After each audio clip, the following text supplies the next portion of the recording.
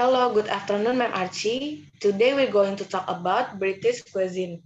According to people's assumptions about British cuisine, some of them think that British cuisine is not very special and fair use. There are some people who assume that British food is mainly similar to the dish served in fast food restaurants. As a matter of fact, it is not completely true. The reason why we choose this topic is because we would like to know and explain more about the dish in United Kingdom. But first, we should know what British cuisine is. It can help us to explore and to know more about British cuisine, and it can also help us to upgrade our knowledge about United Kingdom. Before we go any further, let us introduce ourselves. My name is Sarani. My name is Nadira. My name is Nilam Dara. My name is Ardenia Tsaqifa Madina. My name is Wijaya. Okay, so first we have brief history of British cuisines.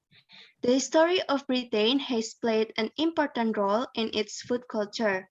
The Romans introduced cherries, cabbage, peas, stinging nettles, or as a salad vegetable, and of course wine, which they tried to produce in southern England and certainly imported from home. The road network built by the Romans also allowed for the movement of produce around the country. The Vikings brought techniques for smoking fish still seen in the cuisines of the Hebrides and Orkney Islands. The increase in overseas trade from Tudor times onwards saw the arrival and adoption of new kinds of foods in Britain, such as spices, potatoes, peppers and sugar, coffee and cocoa, and tea. Eccles cakes are said to have started in Puritan times when rich cakes and biscuits were prohibited. The British Empire introduced new tastes and flavors to the home country. Kitchery, for instance, derives from the Indian kitchery introduced to Britain by members of the East India Company. Contemporary Britain enables visitors to enjoy cuisines from all around the world, including Chinese, Indian, French, Italian, Japanese, American, Mexican, Spanish, Thai, and Turkish, reflecting the melting pot that is now the United Kingdom.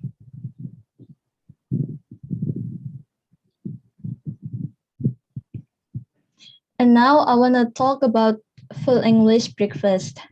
So, full English breakfast is one of the most traditional and famous British meals, and more specifically, a cooked dish originating in England, United Kingdom. It is also known as a fry-up. And why is it called as a full English breakfast? So it is called a full English breakfast because it's a breakfast dish that originated in England in the early 20th century, to be more precise. The term full is used to reflect that this British dish was a heavier or fuller meal to the lighter and healthier alternative such as the continental breakfast, which was also served in the UK at the time. And the traditional full English breakfast often includes bacon, fried or poached eggs, fried or grilled tomatoes, baked beans, fried mushrooms, fried bread or toast, hash browns, black pudding, and sausage. An English breakfast is most commonly eaten alongside a drink or fruit juice, and the most commonly is orange, apple, or grapefruit, or a cup of English breakfast tea or coffee. The concept of this English breakfast is probably relatively recent, and it seems to have emerged in the mid-18th centuries and it was particularly popular among wealthy members of society, though now the full English is associated with greasy spoon cafes for manual workers. The traditional full English breakfast is a centuries-old British breakfast tradition and one that can trace its roots back to the early 13th. In one form or another, the tradition of a uniquely English breakfast is one that has been proudly sustained over the centuries by different generations of British society. And the tradition of this English breakfast first began with the gentry before then being adopted by the Victorians who refined the tradition into an art form. Then came along the Edwardians who standardized the ingredients and giving us the English breakfast that we mostly eat today, created truly a national breakfast tradition and an icon of British culinary culture. And next, we have the Cornish pasty. Actually, the pasty has been around since the 13th century, and in the 17th and 18th centuries, the pasty was adopted by miners and farm workers in Cornwall as a means to provide themselves a tasty, easy, and sustaining meals while they work. And then the one who prepared this meal is the wives of those Cornish tin miners. They purposely serve the crust as thick as possible so their husband could hold the pasty with their dirty hands without contaminating the meal. Next is the traditional filling recipe. The traditional recipe for the pasty filling is actually beef with potato, onion, and sweet, which when cooked together will form a rich gravy. The meat should be chopped, not minced, and the vegetable sliced, and none of the ingredients should be cooked before they are sealed within the pastry. Also, it's a common thing that some miners have stoves down the mine shaft to specially to cook raw pasties. And there's a unique tradition among the miners when the Balmaidans will shout Ogi 3 times when they were ready for eating, and the miners will reply with Oi, also 3 times. Last is there are superstition and beliefs surrounding the pasty that have been passed on through the ages, and it says that a devil would never cross the river Tamar into Cornwall because they fear of becoming a filling for the Cornish pasty.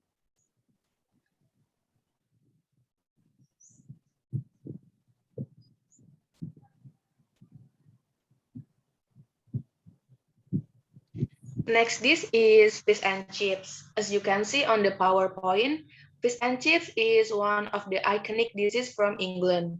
Consists of fried fish in crispy butter served with chips. British fish and chips were originally served in a wrapping of old newspapers, but this practice has now largely ceased, with plain paper, cardboard, or plastic being used instead. The origins of fish and chips is not entirely clear. The dish has two components.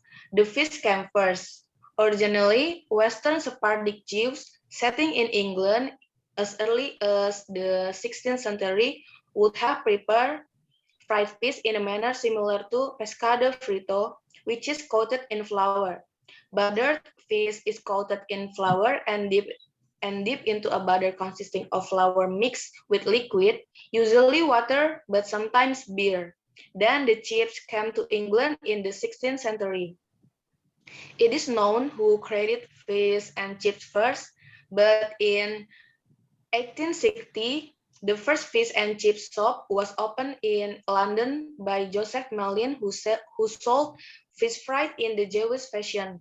In 1863, John Lees was selling fish and chips out of a wooden hut at mostly market in Lancashire.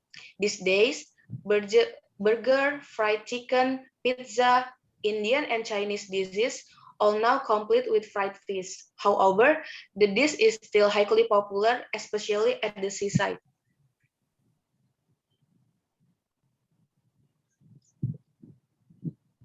Okay, the next one we have haggis. So haggis is a savory dish that normally consists of sheep's heart, liver, and lungs, and it is packed into a boiled sheep's stomach. It is also seasoned with onion, salt, and spice to make it more tasteful. So even though it normally made of sheep's offal, in 1984, the first vegan haggis was launched. So haggis does not always consist of sheep's offal, but it can be made of vegetable, beef, lamb, pork as well. And then haggis is British food that becomes a national dish of Scotland. Haggis is a regional dish in the United Kingdom, but interestingly, haggis is mostly sold in England and not Scotland, although it is well known as Scottish national dish.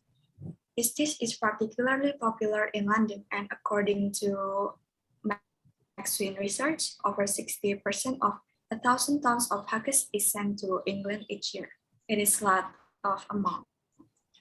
And then Burns Night is one celebration in which haggis is particularly served. Basically, Burns Night is an event held in the evening of 25 January, which is the birthday of the Scottish famous poet named Robert Burns.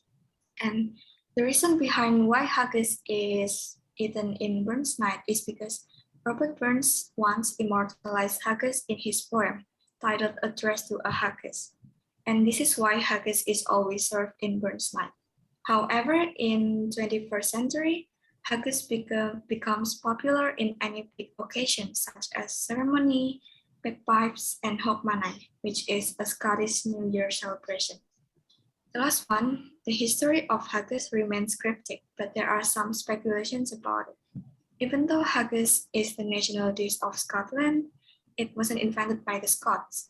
There is still no evidence regarding the origin of haggis, but there are speculations about it.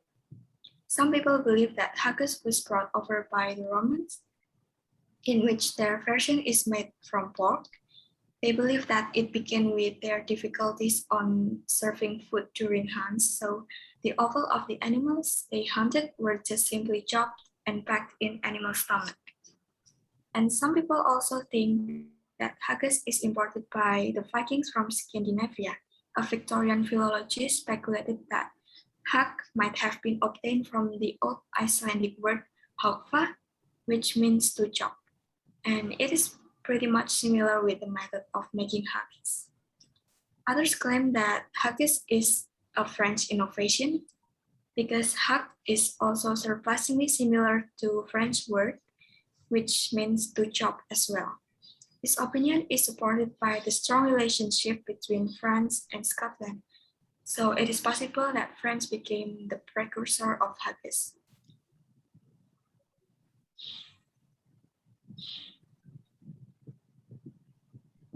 The last dish we have Yorkshire pudding.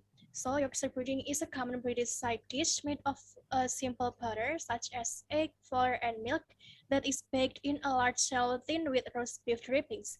During that time, meat was commonly roasted on a spit suspended over a fire, and the pudding was placed under the meat while it roasted, letting the hot juice drip onto it. The fierce heat of the fire helped create a light, crispy crust over the pudding. It was then cut into squares and served with gravy. Yorkshire pudding is recognized across the world as a traditional British dish, but the history of the Yorkshire pudding is shrouded in mystery, and its origins are virtually unknown. There are no cave drawings, hieroglyphics, and so far, no one has unearthed a Roman Yorkshire pudding dish buried beneath the streets of York. The puddings may have been brought to the shores by any of the invading armies across the centuries. But unfortunately, any evidence of this has yet to be discovered. What has been found, though, are recipes, including one dating back to the early 1700s. The first recorded Yorkshire pudding recipe appeared in a book called The Wold duty of a woman in 1737 and was listed as a dripping pudding. The next recorded recipe launched in the pudding from a local delicacy to Britain's favorite dish. It appeared in The Art of Cookery, made plain and easy by Hannah Glaze in 1747. Glaze was one of the most famous food writers of the time, and the popularity of her book spread the word of the Yorkshire pudding. Contemporary Yorkshire pudding is a typical side dish for Britain's traditional Sunday meal, or commonly known as Sunday roast or Sunday lunch, which is usually served in the early afternoon and acts as the day's big meal. Next slide, please. So from this presentation, we can conclude that United Kingdom has huge variety of cuisine, such as full English breakfast, Cornish pasty, fish and chips, haggis, Yorkshire pudding, and many more. These variations are the result of a long history that began with the arrival of the Romans and continue to grow to the present day. By learning about British cuisine, we are not only know about their history but also their tradition. It allows us to become more acquainted with the British people and their culture. So I believe that's all we can say about today's presentation. Thank you for your attention and please accept our apologies for any mistakes. Goodbye.